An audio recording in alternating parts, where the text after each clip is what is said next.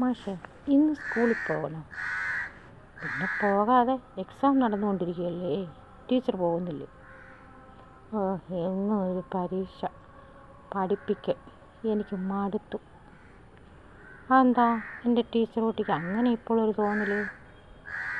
ഓ, നമ്മളിങ്ങനെ മറ്റുള്ളവരുടെ കുട്ടികളെ താലോലിച്ചും അവർക്ക് അറിവ് പകർന്നും എത്ര നാളിങ്ങനെ കഴിയും? നമുക്ക് കുട്ടികളില്ലല്ലോ, അതാണോ സങ്കടം? സാരമില്ല, ഏതെങ്കിലുമൊക്കെ കുട്ടികളെ നമ്മൾ ദിവസവും കാണുന്നുണ്ടല്ലോ, സ്നേഹിക്കുന്നുണ്ടല്ലോ, പിന്നെന്താ? കൊള്ളാം, നല്ല മറുപടി. രാവിലെ വന്ന് വൈകിട്ട് സ്വന്തം മാതാപിതാക്കളുടെ അടുത്തേക്ക് പോകുന്ന കുട്ടികളെ സ്നേഹിച്ചുകൊണ്ട് കഴിയാമെന്നാണോ? ടീച്ചറിൻ്റെ ചോദ്യത്തിൽ ദേഷ്യം കിടന്നു. പിന്നെ എന്തു ചെയ്യാൻ, കുട്ടികളില്ലാത്ത നമ്മുടെ കുറ്റമാണോ? അത് നമുക്ക് വിധിച്ചിട്ടില്ല എന്ന് സമാധാനിക്കണം.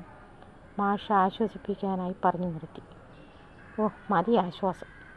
നമ്മളിങ്ങനെ മുഖത്തോട് മുഖം നോക്കി കഴിയാൻ തുടങ്ങിയിട്ട് ഇപ്പോൾ 10 വർഷം കഴിഞ്ഞിരിക്കുന്നു.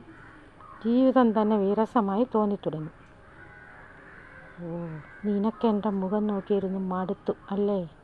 പക്ഷേ എനിക്ക് മടുത്തില്ല. എന്നും നിൻ്റെ മുഖം നോക്കിയിരിക്കാനാണ് എനിക്കിഷ്ടം. ഞാൻ മരിക്കുവോളം ഈ മുഖം കാണണം എനിക്ക്. ഈ മുഖം കണ്ടിട്ട് വേണം എനിക്ക് മരിക്കാൻ. മാഷ് സങ്കടം അടക്കാനാവേ കണ്ണുകൾ തുടച്ചു. എൻ്റെ മാഷേ, ഞാൻ അതല്ല പറഞ്ഞത്. നമുക്ക് മനസ്സിന് സന്തോഷം തോന്നുന്ന എന്തെങ്കിലുമൊക്കെ ചെയ്താലോ? എൻ്റെ കുട്ടിയെ, വളച്ചുവിട്ടില്ല, കാര്യം പറയൂ. എൻ്റെ ടീച്ചർ കുട്ടി എന്തു പറഞ്ഞാലും ഞാൻ എതിരൊന്നും പറയില്ല. പറഞ്ഞോളൂ. നമുക്കിവിടെ ലാൻഡ്സ്കേപ്പിംഗ് കഴിഞ്ഞു മനോഹരമായൊരു ഗാർഡൻ ഉണ്ടാക്കിയാലോ? അതിനെന്താ, നല്ല കാര്യമല്ലേ? നമുക്കതാണ് ചെയ്യാം. അല്ല, അതുകൊണ്ട് സന്തോഷം കിട്ടുമോ? മാഷിൻ്റെ ചോദ്യം ടീച്ചറിനെ വല്ലാതെ ചൊടിപ്പിച്ചു. കിട്ടും, സന്തോഷം കിട്ടും. എന്താ സംശയം?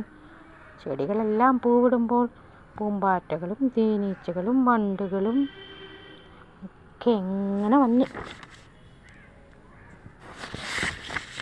അവിടെ ഇങ്ങനെ നമുക്ക് ആസ്വദിച്ചുകൊണ്ടിരിക്കാം. പൂക്കൾ പോയി കായ്കൾ വരും. അത് തിന്നാനായി എന്തെല്ലാം പക്ഷികൾ വരും. പിന്നെ ഈ കായ്കൾ പഴുത്താലോ അണ്ണാനും കാക്കയും തുടങ്ങി പല കൂട്ടുകാരും വരും. പഴങ്ങൾ ശേഖരിക്കാനായി അയലത്തുള്ള കുട്ടികൾ ഓടിച്ചാടി നടക്കും. ഇവയിലുള്ള പുഴുക്കളെ തിന്നാനായി മരം കൊത്തിയും ചകോരവും എന്നിവരെല്ലാം വരും. ഇത് രസമുള്ള കാഴ്ചകളാണിതെല്ലാം. ചുരുക്കി പറഞ്ഞാൽ നമ്മുടെ പറമ്പിൽ ഒരു ജൈവ വൈവിധ്യം കാണാം അല്ലേ?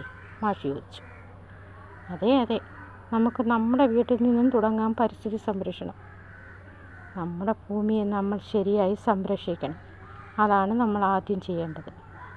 ഗുഡ് ഐഡിയ, കൺഗ്രാറ്റ്സ്, മാഷ് പറഞ്ഞു നിർത്തി. അതെ അതെ, മരം ഒരു വരവാണ്. സസ്യങ്ങളെ സംരക്ഷിക്കുക, മൃഗങ്ങളെ സംരക്ഷിക്കുക, അങ്ങനെ നമ്മുടെ ജീവനും ജീവിതവും പരിസ്ഥിതിയും നമ്മൾ സംരക്ഷിക്കുക.